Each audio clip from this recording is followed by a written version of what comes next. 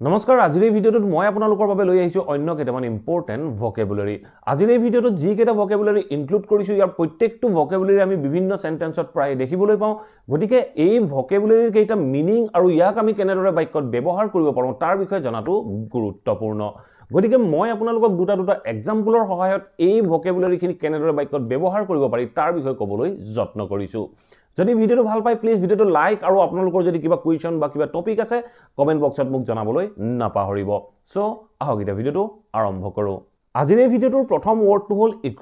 ইকুৱেভলিৰ অৰ্থ হ'ল গাম্ভীৰ্যপূৰ্ণ বা গুৰুত্বপূৰ্ণ আমি যেতিয়া কোনো বাক্যৰ দ্বাৰা ক'ব লগা হয় যে তাই গাম্ভীৰ্যপূৰ্ণতাৰে উত্তৰখিনি দিছিল বা গাম্ভীৰ্যপূৰ্ণভাৱে কামখিনি কৰিছিল তেনেকুৱা ক্ষেত্ৰত আমি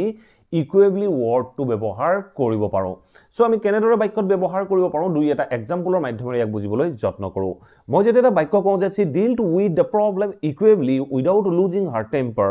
এই বাক্যটো কি কৈছে she dealt with the problem তাই প্ৰবলেমবোৰ ডিল কৰিছিল কেনেদৰে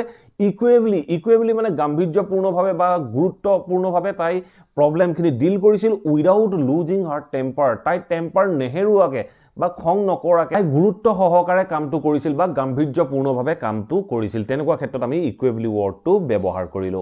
ঠিক আছে এতিয়া আমি নেক্সট ওয়াৰ্ডটো নেক্সট সেন্টেন্সটো কি কৈছে he listened to the both arguments and spoke equably without favoring a side এই বাক্যটো কি ক'লে he listened to the both arguments তেওঁ দুইটা পাৰ্টিৰ আৰ্গুমেন্ট শুনিছিল and spoke equably আৰু গাম্ভীৰ্যপূৰ্ণভাৱে কথাখিনি কৈছিল without favoring a side কোনো এটা সাইড ফেভাৰ নকৰাকৈ তেওঁ গাম্ভীৰ্যপূৰ্ণভাৱে কথাখিনি কৈছিল এনে ধৰণে ক'বলৈ যাওঁতে আমি গাম্ভীৰ্যপূৰ্ণ বা গুৰুত্ব সহকাৰে বুলি ক'বলৈ যাওঁতে আমি ইকুৱেভলি ওয়াৰ্ডটো ব্যৱহাৰ কৰিব পাৰো ঠিক আছে এতিয়া আমি নেক্সট ওয়াৰ্ডটো হ'ল এলাৰ্মিংলি ওয়াৰ্ডটো আপোনালোকে বিভিন্ন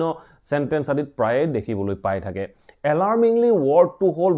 ভয়ানক বা চিন্তাজনক এনে ধৰণে যেতিয়া ক'বলৈ যাওঁ তেনেকুৱা ক্ষেত্ৰত আমি এলাৰ্মিংলি ওয়াৰ্ডটো ব্যৱহাৰ কৰিব পাৰোঁ যেতিয়া আমি কোনো বাক্যৰ দ্বাৰা এটো চিন্তাজনক কথা এনে ধৰণে ক'বলৈ যাওঁ তেনেকুৱা ক্ষেত্ৰত আমি এলাৰ্মিংলি ওয়াৰ্ডটো বা এলাৰ্মিংলি ভকেবুলাৰিটো ব্যৱহাৰ কৰিব পাৰোঁ আমি কেনেদৰে ব্যৱহাৰ কৰিব পাৰোঁ দুই এটা এক্সাম্পলৰ মাধ্যমেৰে ইয়াক বুজিবলৈ যত্ন কৰোঁ So first sentence কি কৈছে the population of some countries এই বাক্যটো কি কৈছে the population of some countries is decreasing alarmingly the population of some countries কেইখনমান দেশৰ population তাৰপিছত কি কৈছে the population of some countries is decreasing কমি আহিছে is decreasing মানে হল কমি আহিছে alarmingly চিন্তাজনকভাৱে কেইখনমান দেশৰ পপুলেশন কমি আহিছে বুলি কওঁতে আমি বাক্যটো কলো the population of some countries is decreasing alarmingly এনে ধৰণে আমি ক'ব পাৰো ঠিক আছে এতিয়া আমি নেক্সট সেন্টেন্স কি কৈছে in the last decade এই বাক্যটো কি কৈছে in the last decade levels of crime rose alarmingly এই বাক্যটো কি ক'লে in the last decade last দশকত মানে last 10টা বছৰত কি কৈছে the levels of crimeৰ levelটো কি কৈছে rose alarmingly মানে হল মানে চিন্তাজনকভাৱে বৃদ্ধি পাইছিল লাষ্ট 10টা দশকত ক্ৰাইমৰ লেভেল মানে চিন্তাজনকভাৱে বৃদ্ধি পাইছিল বুলি কওঁতে আমি চিন্তাজনকৰ কাৰণে এলাৰ্মিংলি ওয়াৰ্ডটো ব্যৱহাৰ কৰিলো ঠিক আছে এতিয়া আমি নেক্সট ওয়াৰ্ডটো হ'ল ডিসিউড এই ডিসিউড ওয়াৰ্ডটোৰ অৰ্থ হ'ব বিৰত ৰখা ধৰক আপুনি কাৰোবাক কিবা এটা কামৰ পৰা বিৰত ৰাখিছে তেনেকুৱা ক্ষেত্ৰত আপুনি ডিসিউড ওয়াৰ্ডটো ব্যৱহাৰ কৰিব পাৰে আমি কেনেদৰে ব্যৱহাৰ কৰিব পাৰোঁ দুটা এক্সাম্পলৰ মাধ্যমেৰে ইয়াক বুজিবলৈ যত্ন কৰোঁ মই যদি এটা বাক্য কওঁ যে his aim to dissuade এই বাক্যটো কি কৈছে his aim is to dissuade people from taking alcohol এই বাক্যটো কি কৈছে his aim is to dissuade তাৰ লক্ষ্যটো কি তাৰ এইমটো কি তাৰ his aim is to dissuade মানে বিৰত ৰখা কাক বিৰত ৰখা is to dissuade people মানুহক বিৰত ৰখা কৰ পৰা from drinking alcohol মদ খোৱাৰ পৰা মানুহক বিৰত ৰখাটো তাৰ লক্ষ্য বুলি কওঁতে আমি বাক্যটো কলো his aim is to dissuade people from taking alcohol ঠিক আছে এতিয়া আমি নেক্সট সেন্টেন্স কি কৈছে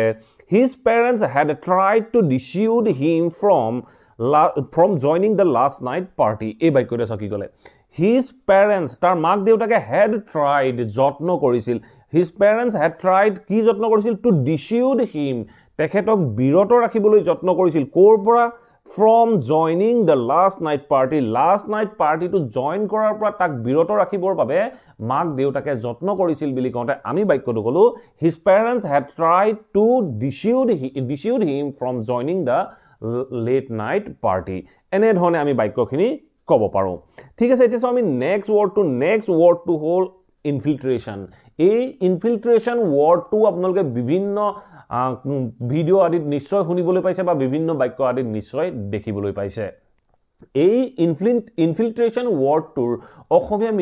মিনিং হ'ব অনুপ্ৰৱেশ যেতিয়া কোনো গোপনে কোনো ব্যক্তি চাৰিসীমা পাৰ হৈ আপোনাৰ এৰিয়াত সোমাই তেনেকুৱা ক্ষেত্ৰত আমি ইনফিল্ট্ৰেশন ওয়াৰ্ডটো ব্যৱহাৰ কৰিব পাৰো আমি কেনেদৰে ব্যৱহাৰ কৰিব পাৰো দুই এটা এক্সাম্পলৰ মাধ্যমেৰে ইয়াক বুজিবলৈ যত্ন কৰো মই যদি এটা বাক্য কওঁ যে The army fence part of the border এই বাক্যটো কি কৈছে The army fence parts of the border to stop militant infiltration এই বাক্যটো কি কৈছে The army fence কৰিছিল বা fencing দিছিল কোড fence কৰিছিল parts of the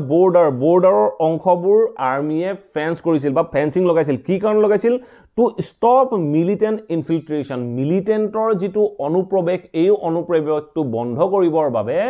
আৰ্মিয়ে বৰ্ডাৰৰ অংশবিলাকত ফেন্সিং লগাইছিল এনে ধৰণে ক'বলৈ যাওঁতে যেতিয়া আমি অনুপ্ৰৱেশকাৰী বুলি ক'বলৈ যাওঁ তেনেকুৱা ক্ষেত্ৰত আমি ইনফিল্ট্ৰেশন ওয়াৰ্ডটো ব্যৱহাৰ কৰিব পাৰো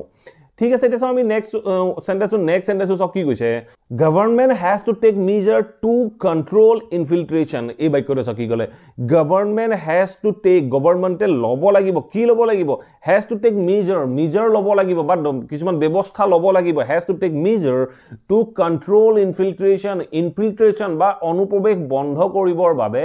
গভৰ্নমেন্টে ব্যৱস্থা ল'ব লাগিব বুলি কওঁতে আমি বাক্যটো ক'লো government has to take measure to control infiltration এনে ধৰণে আমি infiltration word টো ব্যৱহাৰ কৰিব পাৰো আৰু এটা next word টো হল আপোনালোকে প্ৰায় বিভিন্ন বাক্য আদিত দেখি থাকিবলৈ পায় next word টো হল sage মানে হল জব্দ কৰা যেতিয়া আমি কাৰোবাক জব্দ কৰিম কিবা বস্তু জব্দ কৰিম তেনেকুৱা ক্ষেত্ৰত আমি sage word টো ব্যৱহাৰ কৰিব পাৰো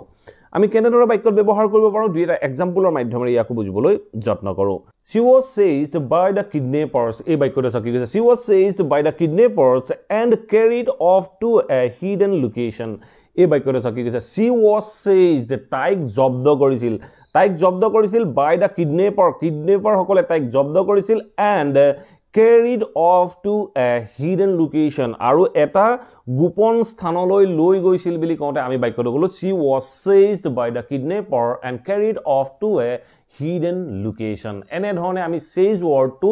কাৰোবাক জব্দ কৰা বা কিবা বস্তু জব্দ কৰাৰ ক্ষেত্ৰত আমি ব্যৱহাৰ কৰিব পাৰো ঠিক আছে এতিয়া আমি চাও নেক্সট সেন্টেন্সটো কি কৈছে He says the sons to present his ideas to his boss এই বাক্যটো কি কৈছে He says the sons his sons to লৈছিল বা sons to জব্দ কৰিছিল He says the sons his sons to লৈছিল বা sons to জব্দ কৰিছিল তাৰ পিছত কি কৈছে to present his ideas তাৰ আইডিয়াখিনি প্ৰেজেন্ট কৰিবৰ বাবে বা উপস্থাপন কৰিবৰ বাবে to his boss তাৰ বছৰ আগত তাৰ আইডিয়াখিনি প্ৰেজেন্ট কৰিবৰ বাবে হি চান্সটো লৈছিল বা চান্সটো জব্দ কৰিছিল বুলি কওঁতে আমি বাক্যটো ক'লো He says the sons his sons to লৈছিল to present his ideas to his boss তাৰ বছক প্ৰেজেন্ট কৰিবৰ বাবে ঠিক আছে এতিয়া আমি লাষ্ট ওয়াৰ্ডটো হল ইম্পোজ এই ইম্পোজ ওয়াৰ্ডটো আপোনালোকে বিভিন্ন সেন্টেন্স আদিত প্ৰায় দেখি থাকিবলৈ পায় ইম্পোজ মানে হল জাপি দিয়া বা লাগু কৰা যেতিয়া আমি জাপি দিয়া বুলি ক'বলৈ যাওঁ যেতিয়া আমি লাগু কৰা বুলি ক'বলৈ যাওঁ তেনেকুৱা ক্ষেত্ৰত আমি ইম্পোজ ওয়াৰ্ডটো ব্যৱহাৰ কৰিব পাৰো সো আমি কেনেদৰে ব্যৱহাৰ কৰিব পাৰো দুটা এক্সাম্পলৰ মাধ্যমেৰে ইয়াক বুজিবলৈ যত্ন কৰো মই যেতিয়া এটা বাক্য কওঁ যে the director was unable to impose the new rules on the employees এই বাক্যটো কি ক'লে the directorজন কি আছিল was unable অসমৰ্থ আছিল to impose the new rules on the employees মানে ডাইৰেক্টৰজন নতুন নিয়মখিনি এমপ্লয়ি সকলৰ ওপৰত লাগু কৰিবৰ বাবে অসমৰ্থ আছিল এনে ধৰণে ক'বলৈ যাওঁতে বা জাপি দিব পৰা নাছিল এনে ধৰণে ক'বলৈ যাওঁতে আমি বাক্যটো ক'লো the director was unable to impose the new rules on the employees ঠিক আছে এতিয়া আমি লাষ্ট এক্সাম্পলটো সব কি কৈছে don't impose yourself on people who doesn't like you don't impose yourself on people who doesn't like you এই বাক্যটো কি কৈছে don't impose yourself নিজকে জাপি নিদিবা নিজকে মিলাই নেপেলাবা on people মানুহবোৰৰ লগত কোনবোৰ মানুহৰ লগত who doesn't like you যিজনে তোমাক পছন্দ নকৰে সেই মানুহবোৰৰ ওপৰত নিজকে জাপি নিদিবা বুলি ক'বলৈ যাওঁতে আমি বাক্যটো ক'লো don't impose yourself on people who doesn't like you আশা কৰো এই ভিডিওটো যি কেটা ওয়াৰ্ড ইনক্লুড কৰিছিল ইয়াৰ প্ৰত্যেকটো ওয়ার্ডে আপোনালোকে নিশ্চয় ভাল পালে যদি ভাল পালে প্লিজ ভিডিওটো লাইক কৰি থৈ যাবলৈ সমলি নাপাহৰিব আৰু যদি আপোনালোকৰ কিবা টপিক কিবা কোৱেশ্চন আছে then let me know in the comment box below মই আপোনালোকৰ টপিক আৰু কোৱেশ্চনবোৰৰ ওপৰত ভিডিও প্ৰস্তুত কৰিবলৈ যত্ন কৰিম আৰু আপোনালোকে ইয়াৰ যি কোনো এটা ওয়াৰ্ড ব্যৱহাৰ কৰি এটা সেন্টেন্স ফৰ্ম কৰি কমেন্ট বক্সত লিখিবলৈ নাপাহৰিব আৰু যদি চেনেলটো সাবস্ক্ৰাইব কৰা নাই প্লিজ সাবস্ক্ৰাইব কৰিলে অল নোটিফিকেশন অন কৰি ল'ব মই আপোনালোকৰ বাবে এনে ধৰণৰ ভিডিও ৰেগুলাৰ আপলোড কৰি থাকো আপোনালোকে নোটিফিকেশন পাব আৰু ভিডিওবোৰ চাব পাৰিব thank you for watching this video have a nice day